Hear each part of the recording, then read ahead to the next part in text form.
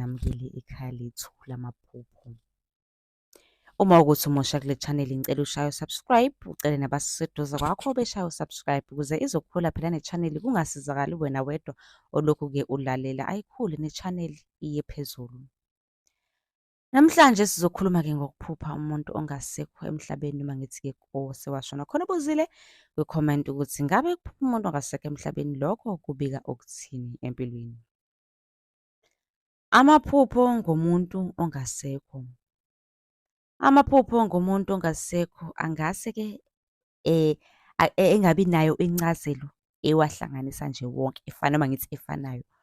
Lamaphupho asho izinto eziningi ezihlukahlukene. Incazelo leyo iba-ke kulokho asuke ekwenza lowo muntu-ke othe akasekho emhlabeni ombone-ke ephusheni lakho.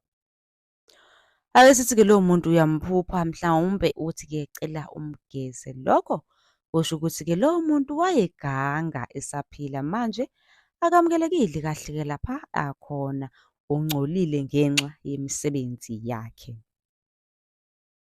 Lokhu-ke kukhomba ukuba-ke usuke acela nimenzele umsebenzi wokumhlambulula bese-ke niyamshwelezela. Ake sithi-ke manje lo muntu uyamphupha mhlawumbe-ke uyakhala ephusheni akaphathekile kahle. Lokho kusho-ke ungathokozi kwabaphansi noma ulaka labaphansi ngezenzo zakho noma ngendlela ophila ngayo eyakho impilo. Ngakho kusuke kufanele ushintshe indlela ophila ngayo noma ngithi oziphethe ngayo okanye-ke owenza ngayo izinto. Uma kuwukuthi umuntu-ke onabangani abangalungile kuzomele ushintshe abangani.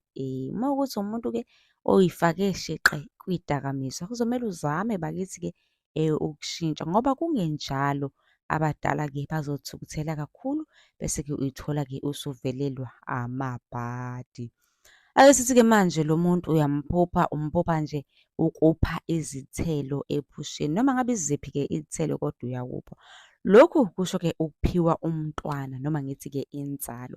Ake sithi mhlampe kade wawuzama bese-ke uba naleli iphupho elikanje kubika ukuthi-ke abadala bakupha umntwana. Kungekudala-ke usuke uzothola umntwana oyisipho esivela-ke kumdali. Kuyefana-ke lokhu nokuphupha amanzi angcolile, kokubili kubika-ke umntwana noma ngithi inzalo.